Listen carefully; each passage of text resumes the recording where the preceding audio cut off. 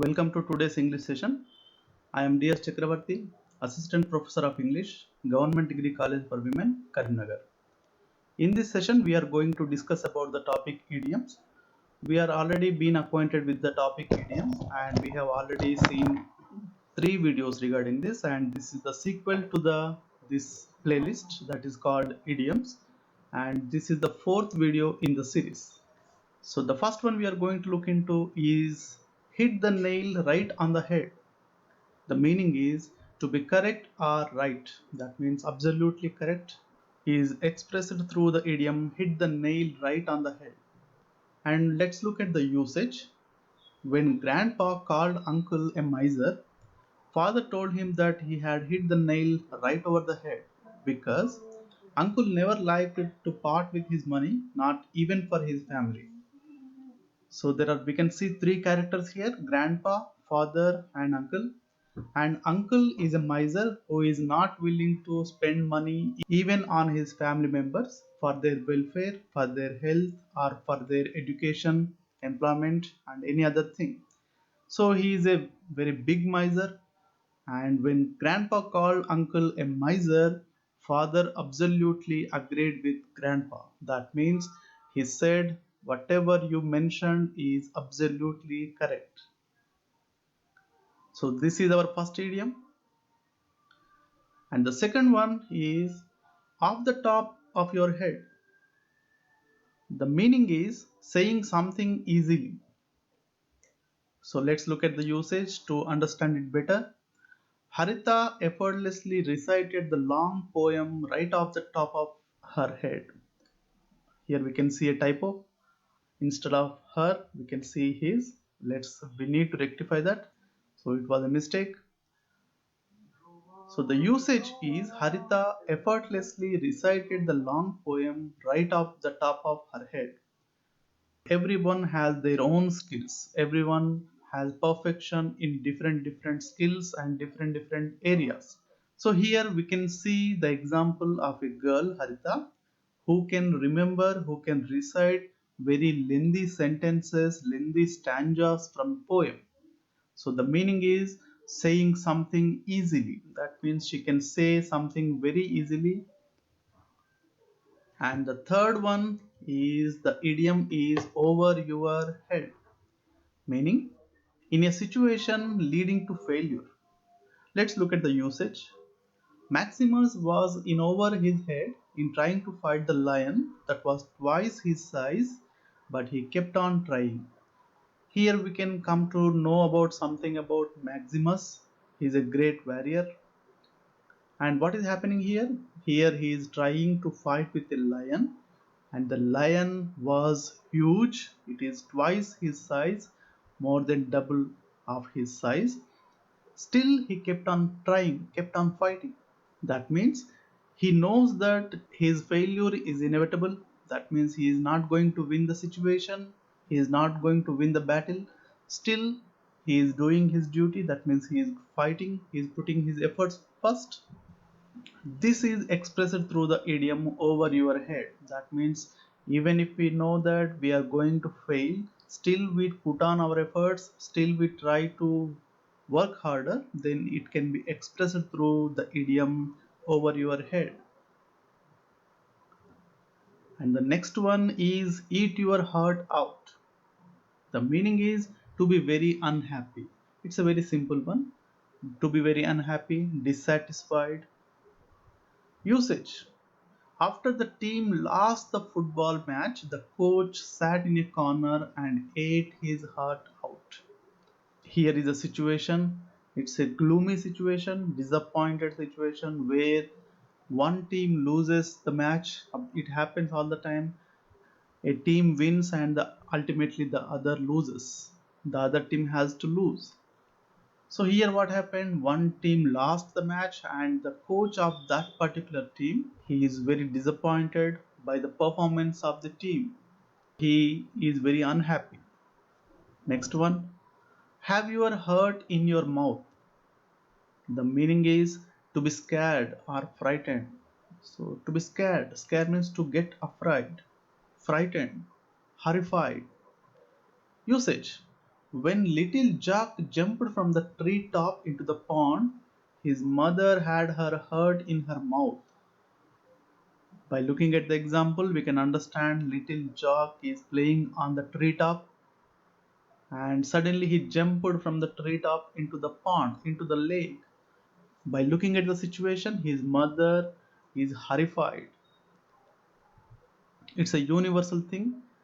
All the mothers in the world are always concerned about their children. So we can understand that.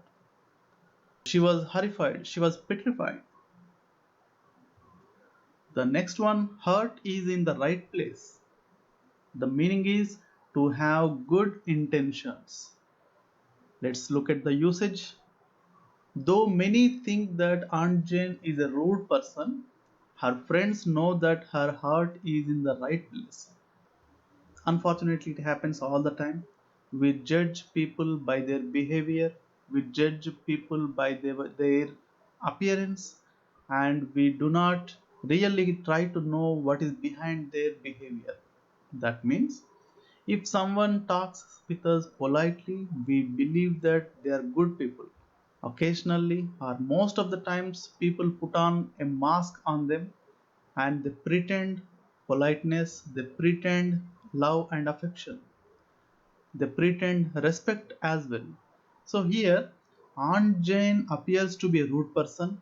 In fact, in real, she is a kind person and she always thinks about the benefits of the other people. She works hard and she suggests good things for the other people. Only few of her friends know that her heart is in the right place. That means her intentions are good. She is not a hypocrite. Whatever she does, whatever she say, it is for our good. This is all about the idiom heart is in the right place.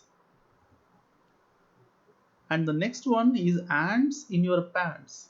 It appears to be a funny idiom and the meaning is jumpy, restless.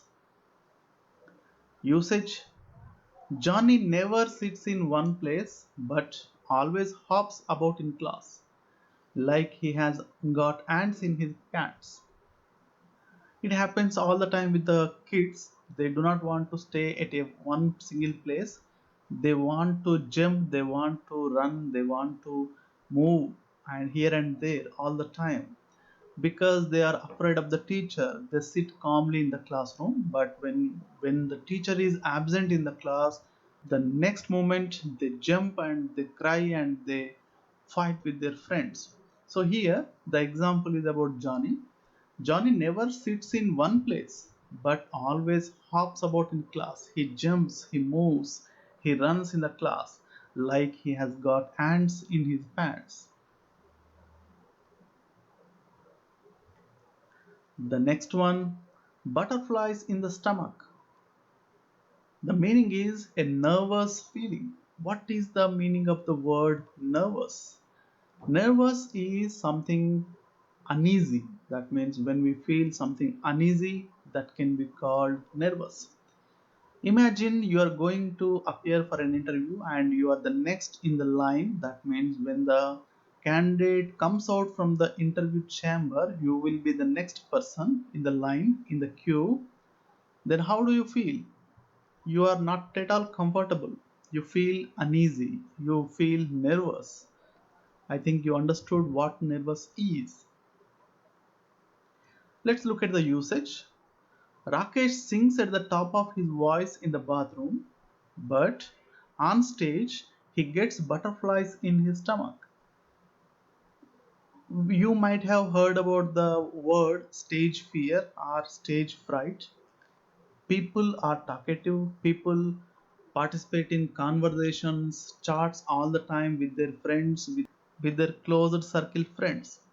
But when they get onto the dais, that means when they get onto the stage, they are not able to speak their thoughts. They cannot express their ideas.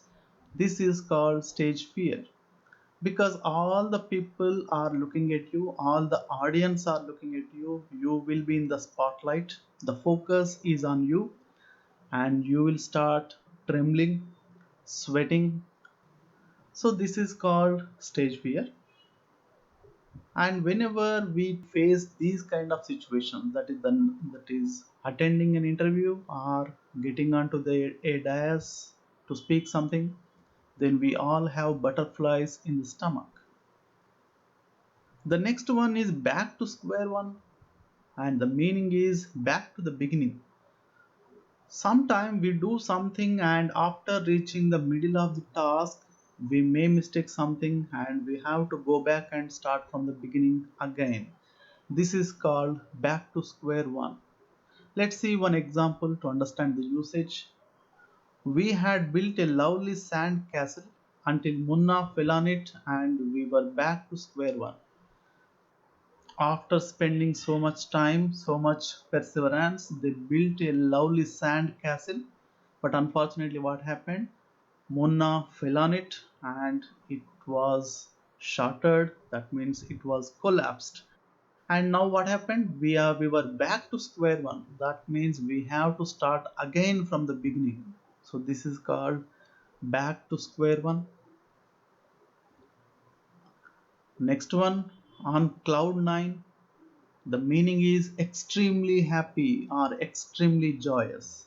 We can use the word elated. That means you are super happy. Let's look at the usage. Ever since Swati was made leader of the group, she has been on cloud nine. Yes, this happens. So she was made the leader of the group, and it was a great achievement, great moment for her. She felt it was the happiest moment of her life. So she is on cloud nine. The next one, bite your tongue. The meaning is to take back something bad that you have said. Occasionally, we have tongue slips and we say something that we do not intend to say. And after realizing what had happened, we try to take our words back. Then it is called bite your tongue. Let's see one example. The prince told his father, the king, that he was too old to rule the kingdom. The king got furious and told the prince to bite his tongue. So, unknowingly, or maybe he is an innocent man, the prince told his father, that father is the king of that kingdom, that he was too old to rule the kingdom. Actually, we shouldn't say these kind of words. And after listening to the words, the king got furious. Naturally, he was irritated, he was angry, and told the prince to bite his tongue. So asked the prince to take his words back. And the next one is cold feet, meaning fear of doing something. If you are afraid of doing something, you are frightened to do something, then it can be expressed through the idiom cold feet. Let's see the usage. William climbed up the tree very fast but refused to come down as he got cold feet. While going up, William didn't think about coming down and he quickly reached the top of the tree.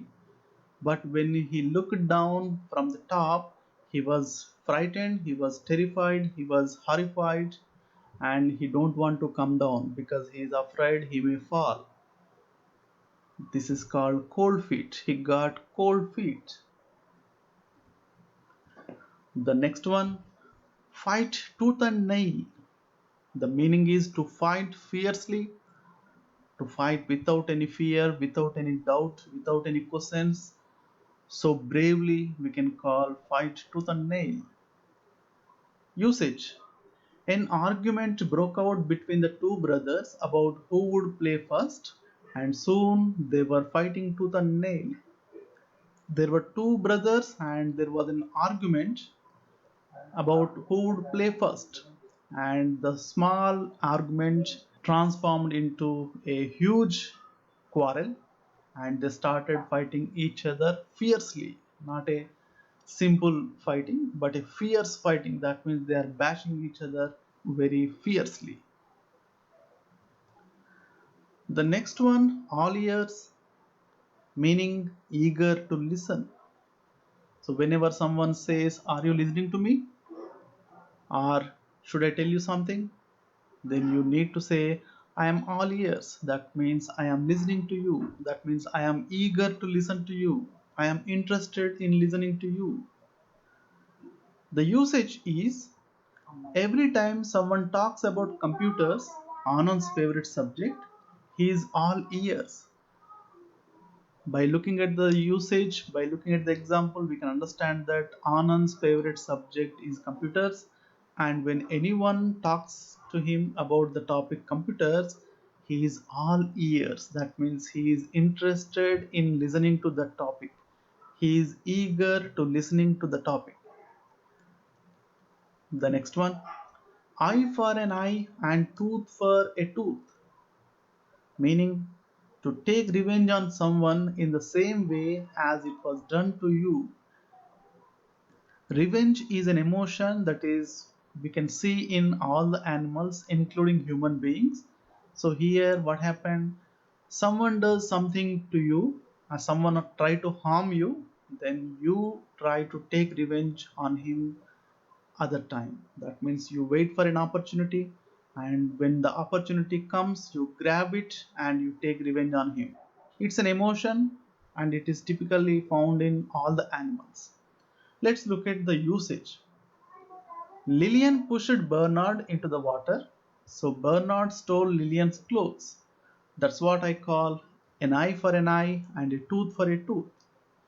So here we can see two incidents happen. The first one is Lillian pushed Bernard into the water. They might quarreled, they fought with each other, and Lillian pushed Bernard into the water. And Bernard wants to take revenge on Lillian because he pushed him into the water.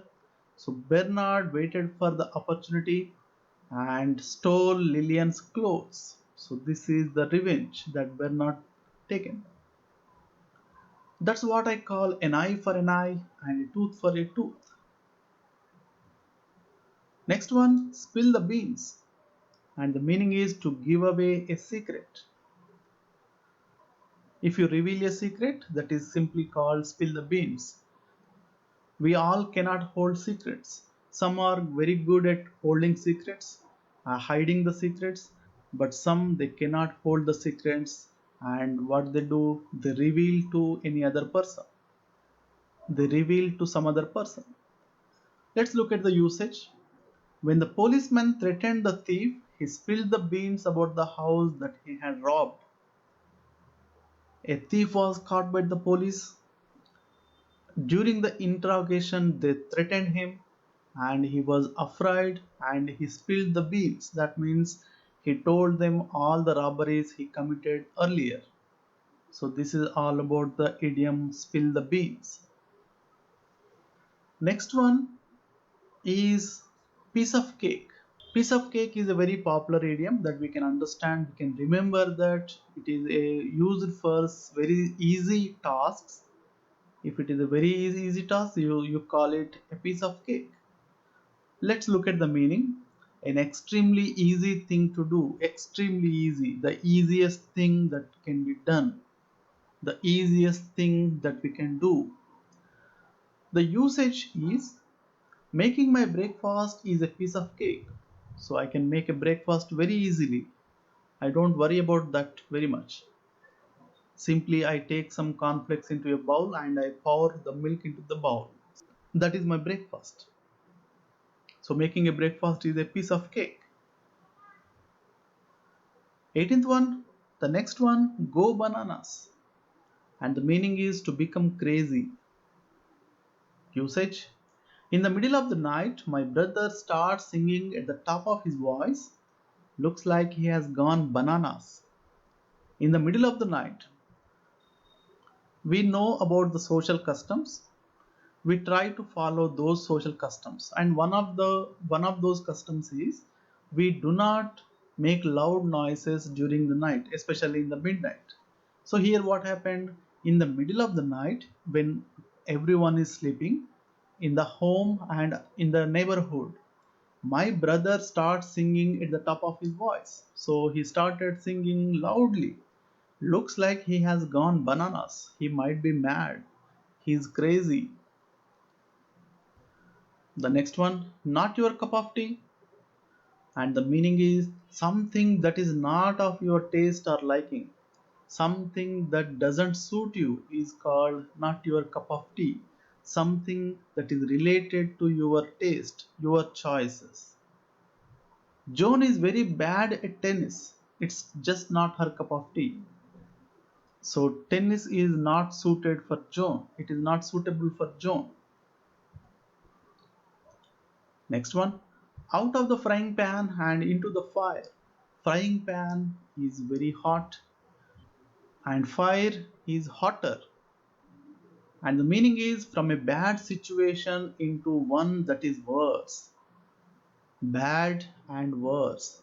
We know we can recall the degrees of comparison.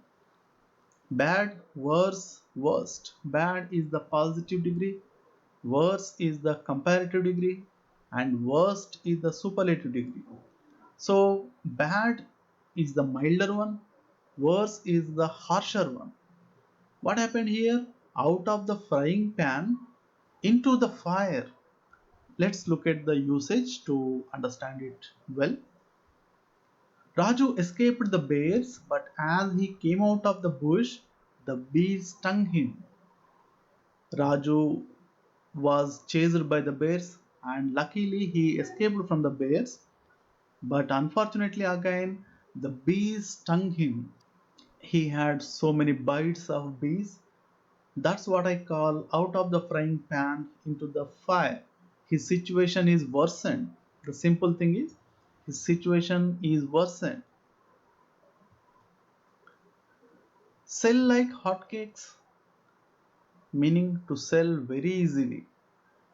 It's a very popular idiom, and whenever something is in huge demand and people rush to the shops to buy a particular article or thing, then we call it they are sold like hotcakes. Usage: the t-shirts were made for the fair were so beautiful that they sold like hotcakes. The t-shirts were so attractive, so beautiful that everyone rushed to the stall and bought all those things, and now they are sold out. Actually, hotcakes is a alien expression that we do not understand easily. The next one is take with a grain of salt, meaning to accept something disbelievingly. That means even if you don't believe something, still you accept it. And this is called take with a grain of salt. Let's see the usage. My uncle tells us such tall stories. Mother says that most of what he says must be taken with a grain of salt. That means whatever uncle says, you need to listen to him, but you shouldn't absolutely believe them. So you need to have your own reasoning. That means not believing absolutely. You need to have your own reasoning. Having our own reasoning. The next one is bug someone, and the meaning is to irritate someone, make someone angry, and the usage is my cousin Leela talks non-stop while I am trying to read, and this bugs me.